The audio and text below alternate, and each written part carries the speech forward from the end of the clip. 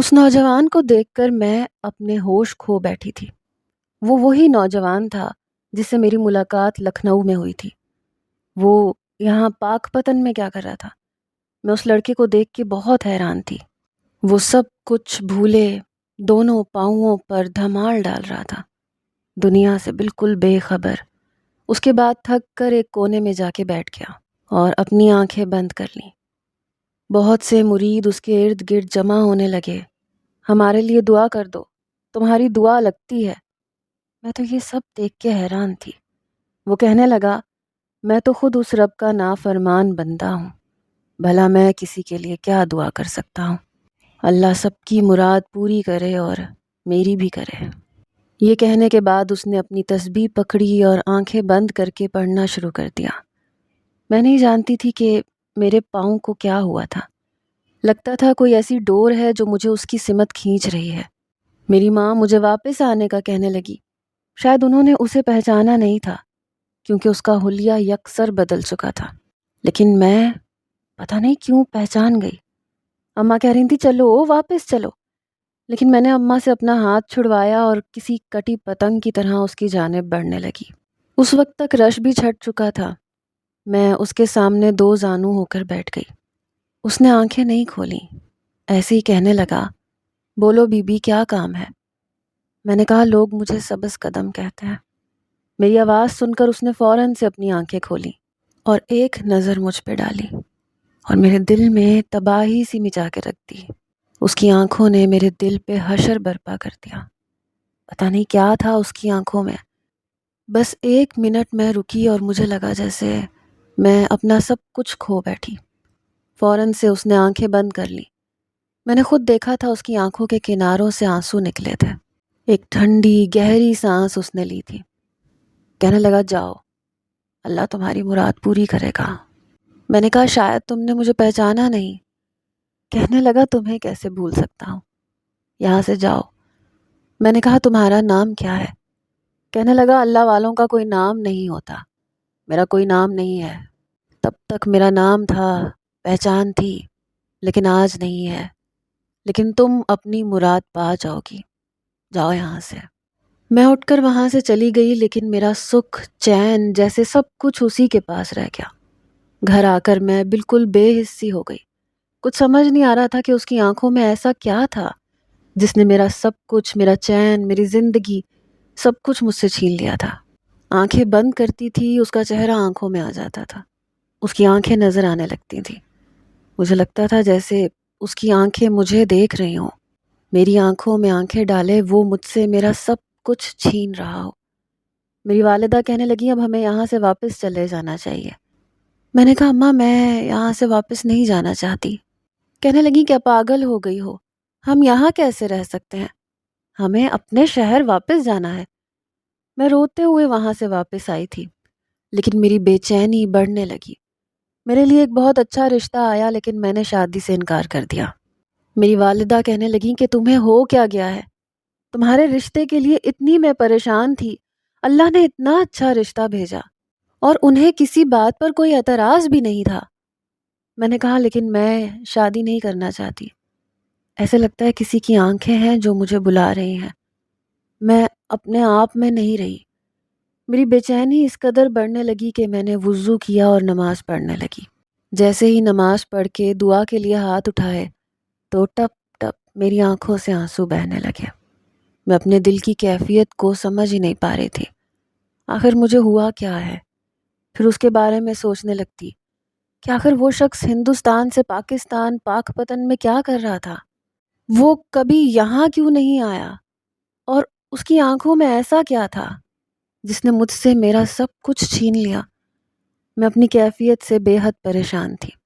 مجھے نہیں پتا تھا میں کیوں رو رہی ہوں، لیکن میں دعاؤں میں اسے مانگ رہی تھی، حالانکہ میں اس سے محبت نہیں کرتی تھی اور نہ کرنا چاہتی تھی۔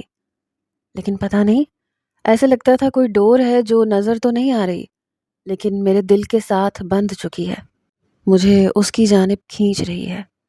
کبھی کبھی مجھے لگتا تھا کہ شاید وہ کوئی ساحر ہے، اس نے مجھ پہ سحر کر دیا ہے، کچھ پھونک دیا ہے، مجھے اس کے علاوہ کوئی نظر ہی نہیں آتا۔ ہر وقت اس کی آنکھوں کی نمی، میرا دل میرا سکون، میرا چین لے رہے تھے۔ میں نے اماں سے کہا کہ اماں پاک پتن چلیں۔ اماں کہنے لگی اب کیا کام ہے؟ میں نے کہا مجھے نہیں پتا لیکن چلیں پاک پتن۔ اماں مجھے دوبارہ پاک پتن لے گئی۔ میں بھاگی دوڑی دربار کے اندر پہنچی۔ وہ بھی اسی طرح نیچے بیٹھا ہوا تھا، ہاتھ میں تسبیح پکڑے کچھ پڑھ رہا تھا۔ میں اس کے پاس چلی گئی۔ میری ماں دربار کے اندر جا چکی تھی لیکن میں اس کے سامنے بیٹھی تھی، رو رہی تھی۔ کہنے لگا کیا ہوا بی بی؟ میں نے کہا پتہ نہیں، میرا سکھ چین سب کچھ چھن گیا۔ اس کے چہرے پر ہلکی سی مسکراہٹ آئی پر اس نے نظریں نہیں اٹھائیں۔ کہنے لگا تم کیوں واپس آ گئی؟ میں نے کہا اپنے دل سے پوچھو۔ کہنے لگا جو تم مجھ سے مانگنے آئی ہو وہ اب میرے پاس نہیں ہے، میں تمہیں کچھ نہیں دے سکتا، واپس چلی جاؤ۔ میں اس کے سامنے ہاتھ جوڑے آنسو بہائے جا رہی تھی۔ بس ایک نظر مجھے دیکھ لو۔ کہنے لگا اس ایک نظر نے ہی تو مجھ سے میرا سب کچھ چھین لیا تھا۔ نظر کا وار بڑا بے رحم ہوتا ہے بی بی، کہیں کا رہنے نہیں دیتا، جا یہاں سے چلی جا۔ کہنے لگا اگر میں نے دیکھ لیا تو پھر میں مر جاؤں گا۔ پھر آنکھیں بند کیے کہنے لگا کتا سوال میاں مجنونو کہ تیری لیلا رنگ دی کالی ہے، دتا جواب میاں مجنوں نے تیری اکھ نہ ویکھن والی ہے۔ قرآن پاک دے ورک چٹے اتے لکھی سیاہی کالی ہے، چھڈ وے پلیا دل دے چھڈیا تے کی گوری کی کالی ہے۔ جا بی بی، اب میں وہ فیضان نہیں جس نے تجھ سے عشق کیا تھا، تیرے لیے در در کی خاک چھانی تھی۔ ہندوستان سے پاکستان کا سفر میرے لیے بڑا کٹھن تھا، اس عشق نے رول دیا، تیری نظروں کا جام پیا تھا اور اس کے بعد شراب نے بھی اثر نہیں کیا۔ عشق کی آگ نے جھلسا کے رکھ دیا، کہیں کا نہیں چھوڑا۔ اب جا کے کچھ چین پایا ہے، چلی جا یہاں سے ورنہ اگر تجھے میرے عشق کی تپش نے بھی چھو لیا تو بھسم ہو جائے گی۔ جا یہاں سے، اللہ والوں کو اب نہ چھیڑ۔ بڑے غضبناک لہجے میں وہ کہہ کر وہاں سے اٹھ گیا۔ چلتے ہوئے کہنے لگا بڑا عشق عشق تو کرنی ہے، کدی عشق دا گنجل کھول تے سہی، تینوں مٹی وچ نہ رول دے، دو پیار دے بول بولتے سہی، سکھ کھٹ تے درد ہزار ملن، کدی عشق نو تکڑی تولتے سہی، تیری ہسدی اکھ وی بجھ جاوے، کدی سانو اندروں پھولتے سہی۔ وہ چلا گیا لیکن میں کہیں کی نہیں رہی۔ ایسا کیا ہوا تھا اس کو کہ وہ ہندوستان سے پاکستان آ گیا؟ بہت سے سوال میرے ذہن میں گردش کر رہے تھے۔ مجھے لگتا تھا جیسے اس پوری دنیا میں بس وہی ایک شخص میرے لیے اہم رہ گیا ہے۔ میں رو رہی تھی، وہیں درخت کے پاس پھوٹ پھوٹ کے رو رہی تھی۔ میرے اختیار سے سب کچھ باہر تھا۔ میری والدہ جب مزار کے اندر سے واپس آئیں تو مجھے صحن کے درخت کے پاس بیٹھے روتے دیکھ کے میرے پاس آ گئیں۔ کہنے لگیں تمہیں کیا ہوا ہے؟ میں کیا بتاتی کہ ایسے بھی کسی کو محبت ہو سکتی ہے، میں سوچ بھی نہیں سکتی تھی۔ میری والدہ مجھے واپس کراچی لے آئیں۔ میں رو رو کر اللہ سے یہ دعا کرتی کہ یا وہ میرا ہو جائے یا پھر میرے دل سے اس کی محبت ختم ہو جائے۔ میرے کئی رشتے آ چکے تھے لیکن جب بھی میں کسی رشتے والے کے سامنے بیٹھتی میری حالت غیر ہونے لگتی تھی۔ ایسے لگتا تھا اس کی آنکھیں مجھے دیکھ رہی ہیں۔ اس کی آنکھیں پتہ نہیں میرے لیے کیا تھیں، بیان سے باہر تھا، لیکن میں ان لوگوں کے سامنے سے اٹھ کر اپنے کمرے میں چلی جاتی۔ میری والدہ مجھے کمرے میں آ کر ڈانٹنے لگی کہ یہ تم نے کیا تماشا پکڑ رکھا ہے، کیا چاہتی ہو تم؟ میں کہنے لگی اماں مجھے خود نہیں پتا میں کیا چاہتی ہوں، لیکن میں جانتی ہوں کہ میں کسی سے شادی نہیں کر سکتی۔ میری اماں اپنا سر پکڑ کے بیٹھ گئیں، کہنے لگی تمہاری عمر گزر رہی ہے، مجھے تمہاری فکر ہے، اگر یہی حال رہا تو بہت مشکل ہو جائے گی۔ لیکن میرا دل تو جیسے پاک پتن میں اٹک گیا تھا۔ آنکھیں بند کرتی تھی تو اس فیضان نامی نوجوان کا چہرہ میری آنکھوں میں سمانے لگتا تھا۔ میں نے لکھنؤ میں صنوبر کو فون کیا، وہ مجھ سے بڑی خوشی سے پوچھ رہی تھی۔ میں نے کہا میں تم سے کچھ پوچھنا چاہتی ہوں۔ کہنے لگی ہاں بولو۔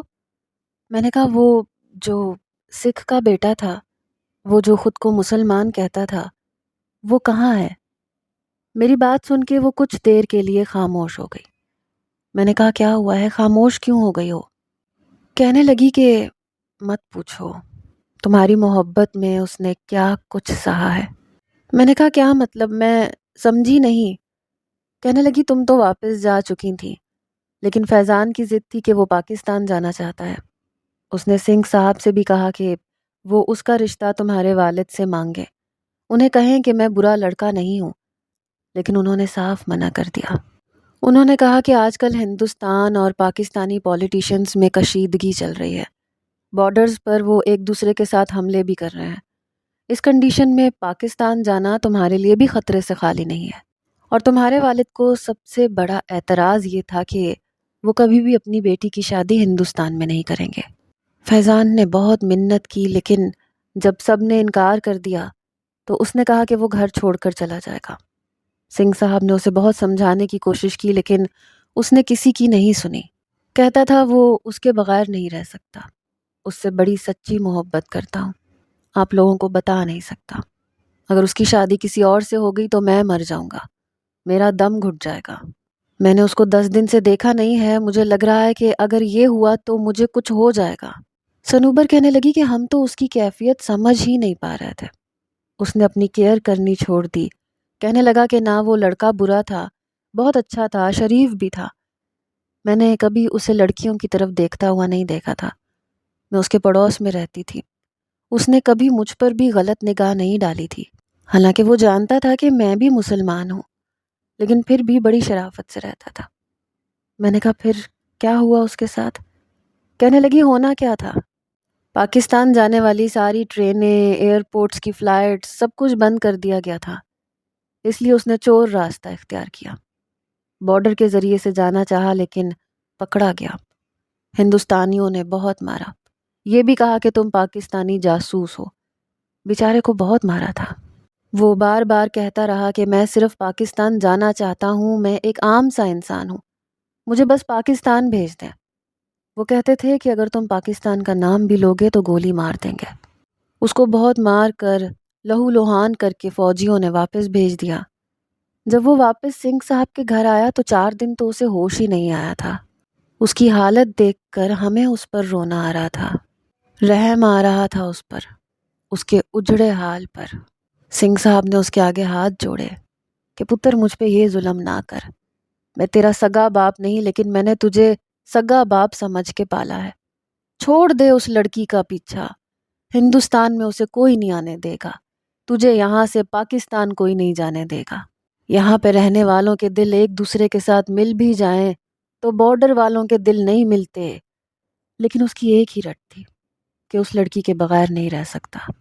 وہ کہنے لگی اس نے مزارات پہ، درباروں پہ جانا شروع کر دیا، دنیا کی ہر چیز کو چھوڑ بیٹھا، کئی دن تک کھانا نہیں کھاتا تھا، بس روتا رہتا تھا۔ کئی بار سنگھ صاحب اسے درباروں سے اٹھا کر لاتے تھے، اسے سمجھاتے تھے، اس کو نفسیاتی ڈاکٹر کو بھی دکھایا تھا، لیکن اسے تو سارا تم سے عشق ہو گیا تھا، اور جب کسی کو عشق ہو جائے تو پھر انسان کے اختیار میں کچھ نہیں رہتا۔ ایک بار وہ گھر سے نکلا تو پھر اس کی کوئی خبر نہیں کہ وہ کہاں گیا۔ اس بات کو 2 سال بیت گئے ہیں، وہ کہاں ہے کہاں نہیں ہے ہم نہیں جانتے۔ سنوبر کی بات سن کے میں نے فون بند کر دیا۔ میں نہیں جانتی تھی کہ وہ نوجوان مجھ سے اتنی محبت کرتا ہوگا، میں یہ بھی نہیں جانتی تھی کہ میرے دل میں اس کے لیے ہمدردی اور محبت کے جذبات کیوں پیدا ہونے لگے ہیں۔ عشق کیا ہوتا ہے کیا نہیں میں نہیں جانتی تھی، میرے لیے زندگی بس ایک عام سی زندگی تھی۔ یہی پتا تھا کہ بڑی ہوں گی، ماں باپ کی مرضی سے شادی ہو جائے گی، بچے ہو جائیں گے۔ یہ کبھی نہیں سوچا تھا کہ عشق کی آگ میرے دل میں بھی دہکنے لگے گی۔ میں نے جب دوبارہ اپنی والدہ سے پاک پتن کی بات کی تو انہوں نے منع کر دیا، کہنے لگی وہاں نہیں لے کے جاؤں گی، بہت دور پڑتا ہے، بہت لمبا سفر کرنا پڑتا ہے۔ وہ مجھے کراچی کے ہی دربار میں لے گئی، وہ مجھے وہاں بھی نظر آ رہا تھا، یا شاید میری نظر کا دھوکہ تھا، لیکن جیسی میں نے اسے دیکھا میں نے اس سے نظریں چرائیں تھیں۔ میں سمجھی کہ یہ کوئی خیال ہے، خواب ہے، یا وہ سچ میں یہاں آ چکا تھا۔ میں اس کے پاس آ گئی، میں نے کہا مجھے تم سے بات کرنی ہے۔ کہنے لگا کیا بات کرنی ہے؟ میں نے کہا میں دعاؤں میں تمہیں مانگتی ہوں۔ کہنے لگا جانتا ہوں، عشق کی آگ ایسی ہوتی ہے، کچھ شوق سی یار فقیری دا، کچھ شوق سی یار فقیری دا، کچھ عشق نے در در رول دتا، کچھ سجنا کسر نہ چھڈی سی، کچھ زہر رکیباں گھول دتا، کچھ ہجر فراق دا رنگ چڑھیا، کچھ درد ماہی انمول دتا، کچھ انجوی راواں اوکھیاں سن، کچھ گل وچ غماں دا توک وی سی، کچھ شہر دے لوگ بھی ظالم سن، کچھ سانو مرن دا شوق بھی سی۔ یہ کہہ کر وہ جانے لگا تو میں نے اس کا ہاتھ پکڑ لیا۔ اس نے فوراً سے ہاتھ پیچھے کیے، کہنے لگا بڑی مشکل سے میں نے تمہاری محبت سے نجات پائی ہے۔ عشق حقیقی کا مزہ چکھا ہے تو عشق مجازی پھیکا لگنے لگا ہے۔ اللہ سے محبت کا مزہ ہی الگ ہے۔ مجھے تم سے کوئی غرض نہیں ہے، میں تمہارے بغیر نہیں رہ سکتی۔ میں نے اس کے سامنے ہاتھ جوڑ دیے، رو کے کہنے لگی کہ مجھے اپنا لو۔ کہنے لگا تمہیں پا بھی لوں تو ویسی محبت نہیں دے پاؤں گا جیسی پہلے کرتا تھا۔ میں نے کہا بس مجھے اپنا لو، مجھے اس کے علاوہ کچھ نہیں چاہیے۔ وہ مجھے غور سے دیکھنے لگا، کہنے لگا میں ویل اسٹیبلشڈ نہیں ہوں، میں کوئی نوکری نہیں کرتا، میرا کسی کام میں جی نہیں لگتا، تم کیا کرو گی مجھ سے شادی کر کے؟ میں نے کہا جو روکھی سوکھی تم کھاتے ہو میں بھی کھا لوں گی۔ اس نے ٹھنڈی آہ بھری، کہنے لگا ٹھیک ہے، پہلے اپنے والدین سے بات کر لو۔ لیکن میرے والدین کو اس بات پر اعتراض تھا، میرے دل میں صرف وہی تھا۔ 1 مہینے بعد اس نے ایک مسجد میں امامت کروانی شروع کر دی۔ میں نہیں جانتی تھی کہ وہ قرآن پاک حفظ کر چکا ہے۔ وہ بچوں کو قرآن پاک پڑھانے لگا۔ میری والدہ کو اس رشتے پر اعتراض تھا، لیکن میری ضد تھی کہ شادی کروں گی تو صرف فیضان سے۔ یوں میرا نکاح فیضان سے ہو گیا۔ مسجد کی طرف سے ایک اسے چھوٹا سا کمرہ ملا تھا جو مسجد کے بالکل برابر میں تھا۔ یہاں ایک چھوٹا سا کمرہ تھا، چھوٹا سا صحن تھا۔ نکاح کے بعد وہ مجھے وہیں لے گیا۔ میں اتنی خوش تھی کہ جیسے مجھے دنیا جہان کی ساری خوشیاں مل گئی۔ فیضان میرے سامنے بیٹھا تھا، کہنے لگا تمہیں منہ دکھائی میں دینے کے لیے میرے پاس کوئی قیمتی تحفہ نہیں ہے۔ میں نے اس کے دونوں ہاتھ تھامے اور میں نے کہا کہ مجھے اپنی نظروں سے سیراب کر دو، میں بس اتنا ہی چاہتی ہوں کہ تم مجھے دیکھو۔ یہ بات سن کر وہ مسکرانے لگا، لیکن ابھی تک اس کی نظریں جھکی ہوئی تھیں۔ کہنے لگا بڑی مشکل سے میں نے اپنی نظروں کو چھپانا سیکھا ہے، کیونکہ انسان کی نظر شیطان کے تیروں میں سے ایک تیر ہے اور اس کا وار بڑا غلط ہوتا ہے۔ میں بھی اسی کے وار میں آ گیا تھا، لیکن میرے اللہ کا کرم ہے کہ اس نے مجھے سیدھا راستہ دکھایا۔ میں نے کہا لیکن اب تو میں تمہاری محرم ہوں۔ اس نے جیسے ہی میری طرف دیکھا، اس کی آنکھوں میں محبت کی لو تو تھی لیکن عشق مجازی کی نہیں، عشق حقیقی کی تھی۔ اس کی محبت میں نہ وہ شدت تھی، نہ ہی کوئی جنون کا عنصر، بلکہ اس نے مجھے بڑے پیار اور محبت سے میرا حق دیا تھا۔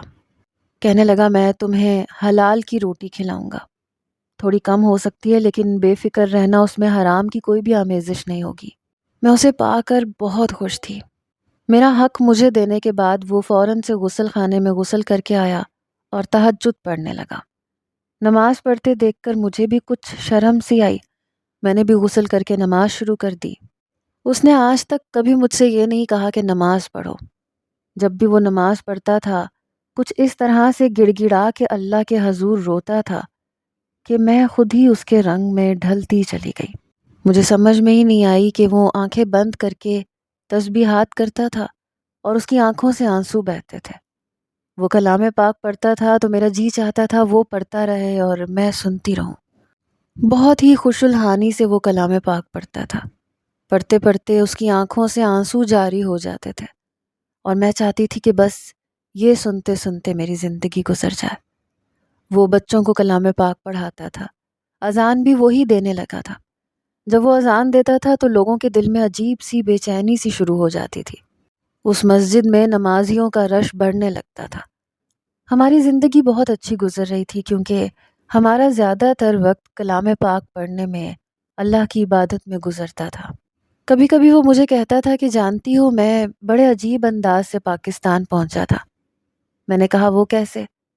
کہنے لگا پتہ ہی نہیں چلا، میں نے درود شریف پڑھنا شروع کر دیا، دن رات درود شریف پڑھتا رہتا اور اللہ سے تمہیں مانگتا رہتا تھا۔